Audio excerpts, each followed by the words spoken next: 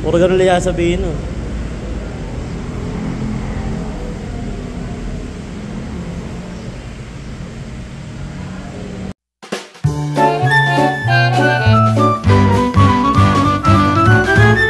Ngayong araw nga mga kaunggo ay pupunta nga pala ako sa may Honda Gapan at first change oil nga pala ni Rio da Giorno ko. Dahil maya nga lang ay magpa 500 kilometers na nga yung tinakbo nga niya. Eto nga at nagkape nga muna ako bago ako umalis para nga gising na gising ako pagka nag-drive nga ako. Galing nga ako ngayon guys sa may eskwelahan at naghatid nga ako ng anak ko nga sa school. Isisingit ko nga lang ngayon guys dahil babalik pa nga ako ulit mamaya sa eskwelahan. Sinamantala ko nga rin yung magandang panahon dahil tuwing hapon nga ay laging umuulan. Kaya hanggat maaga nga ay nagpunta na nga ako sa may Honda Gapan. Kung tatanungin bakit sa Honda Gapan ako nagpapagawa ng motor o nagpapa-maintenance, dito kasi nalipat yung mekaniko na gumagawa ng ADB ko nga noon. Eto nga guys at nandito na nga ako sa may Honda Gapan. Dati nga ay sa Santa Rosa nga naka-duty nga si Bro Erwin. Ngayon nga ay nalipat na nga siya dito sa may Gapan. Kaya nga sinusundan ko nga siya nga dito. Hindi rin naman kalayuan kaya okay lang na bumiyahe ko ng hanggang Gapan. Dito nga ay nakapila ako dahil meron niyang nauna sa akin na nagpapa-change oil. Meron niya sa akin naunang ADV at isang click 125. Puro change oil nga lang yun guys kaya mabilis nga lang din yun matatapos. Naging ugali ko na rin nga kasi guys kung sino yung unang humahawak nga ng motor ko doon ko na nga lagi pinapaayos. Eto nga at bumili na nga muna ako ng langis at ng gear oil. Saktong pagdating ko nga dito guys nag 500 kilometers na nga yung motor ko. Eto nga at tapos na nga si bro sa kanyang mga unang ginawa kaya pinasok niya na nga si Rio da Giorno. At sisimulan na nga daw niyang i-change oil. Sakto nga lang na naghihintay ako guys dahil nga pinapalamig din nga yung makina bago nga i-change oil. Kaya nga nung natapos na siya sa may ADV at sa may click tamang tama nga malamig na nga yung makina ng motor ko. Dito nga guys ay sinimulan niya na nga i-drain yung lumang langis.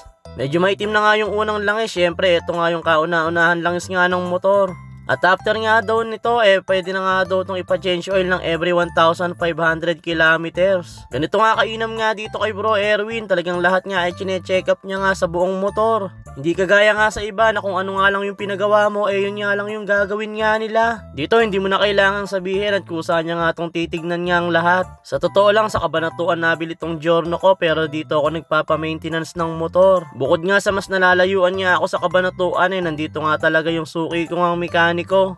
Dito nga sinimulan niya na nga sukatin yung ilalagay niya nga langis. At ito nga niligay niya na nga yung bagong langis nga ni Giorno. Medyo may pagkapikado nga daw nga itong flarings nga ni Giorno kaya hindi niya masyadong nasasalina ng dire-diretso. Nabanggit niya nga din sa akin yung about nga sa paglilinis nga ng panggilid nga ni Giorno. Medyo may pagkapikado nga rin daw yung flarings nga sa may kabilang side. Yung sa kaliwang side niya nga kasi nakaharang nga yung flarings niya sa may panggilid nga ni Giorno. Kaya sa malamang nga nito, ito yung maglilinis tayo ng panggilid nga ni Giorno, aalisin din natin yung flarings nga sa gilid.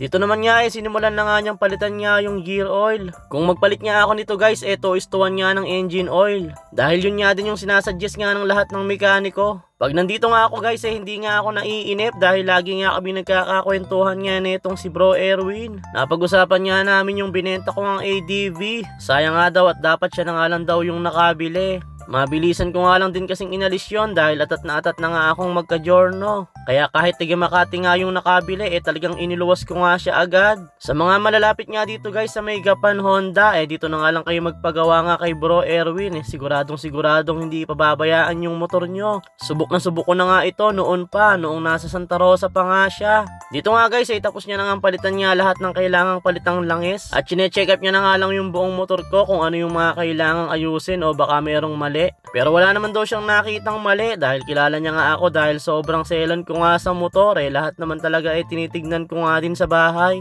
Pero once na may makita nga siyang mali kusa niya na nga itong aayusin. Dito nga binaba niya na nga si Giorno at ilalabas niya na nga dito sa may gawaan. At dediretso na nga ako sa may eskwelahan nga ng anak ko dahil lunchtime na nga. Doon na nga din ako kumakain tuwing tanghali. Buti maganda yung panahon ngayon, walang ulan na mababakas, maliwanag na maliwanag nga yung kalangitan. Hanggang dito na nga lang guys, thank you so much sa lahat ng nanonood ng aming video. Maraming salamat. See you next time, bye bye!